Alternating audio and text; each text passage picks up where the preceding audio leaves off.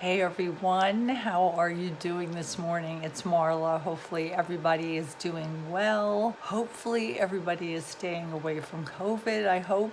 Our area here in Boulder is really not that bad that I can see. I don't see, that we're getting that many more cases per day, thankfully. I think sometimes they'll mention that we have 5 more cases of it, but the deaths, while they've gone up very slowly. So fingers crossed my state doesn't become the next Florida or New York. I feel so sorry for people in those states. They've really been hit really hard. Texas too. So, like I said, fingers crossed. But so far we've been okay here. I don't know anybody in my neighborhood, at least anybody that's, said anything that has it. Everybody's out running or walking, or they seem to be okay. So that's the update on the health of my area with this whole pandemic. I've been out going to my doctors. I go shopping for my groceries, things like that. I'm not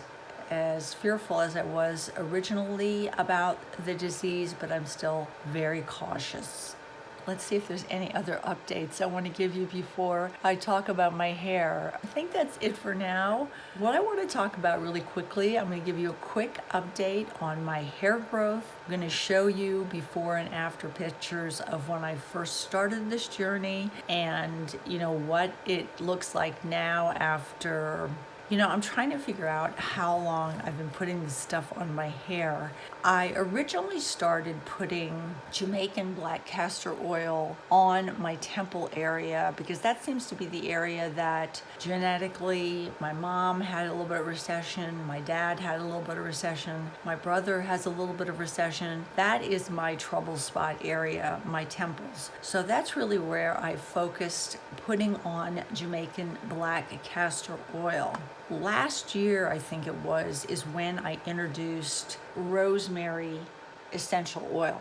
I got this rosemary pure essential oil off of Amazon. I read several articles about rosemary essential oil, how it is really good for helping hair growth. I also saw one study where they compared it to minoxidil, and it really did fare just as well as minoxidil in growing hair. As a matter of fact, there's one plastic surgeon, and if I can find his video, I will put it down in my description box. He also talks about rosemary oil for hair growth. So what I do is I just put some of this in this cap, and then I get a brush, and the brush I use looks like this. And then I use this brush, I dip it in the cap, and then I paint it on my temples. And I've been doing this with the rosemary oil now, I think for over a year. Like I said, I started a couple of years ago with Jamaican black castor oil, but I kind of stopped using that and I've stuck strictly with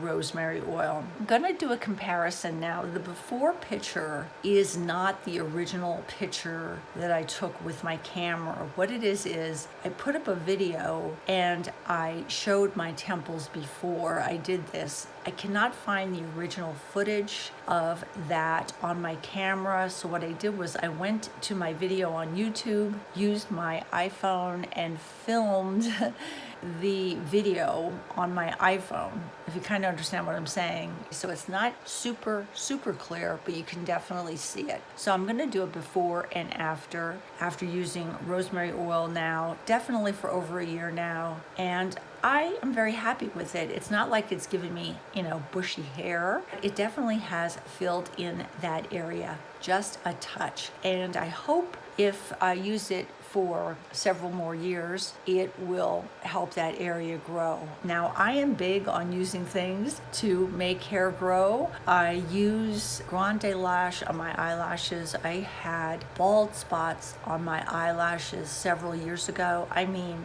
scary bald spots on my eyelashes. I started using Grande Lash and my eyelashes have all grown in now. And I use Grande Lash probably maybe 2 to 3 times a week. That's it. And they've done great. And now what I'm doing is I'm actually testing out a new serum on my eyebrows. And I'm going to see if I can get some of these bald spots on my brows, mainly in the middle, filled in. As a matter of fact, I started using it and I can already tell a little bit of a difference in my eyebrows, but I'll talk to you about that in another video. Let me get to showing the comparisons of my temple area.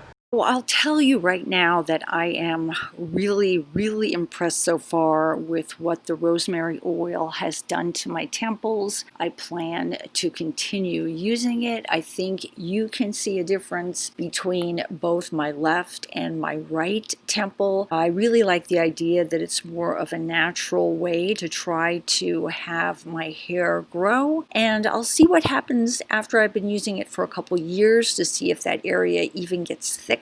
The only downside to it is it does have a very kind of offensive smell, but that's okay to me. I use it when I'm home doing nothing. I put it on, leave it on for about, I would say 4 to 5 hours. The longer the better. And I do that probably twice a week, just in the area that I noticed a little bit of thinning, mainly my temples. This is the update on rosemary oil. I'll leave a link to the one I use down in the description box, but I'm sure any rosemary essential oil you use would be fine. And I'll also leave a link to the plastic surgeon that talked about using rosemary oil for hair growth. I'll leave his video down in my description box also. Take care, guys. I hope you enjoyed this video. Bye-bye from Marla.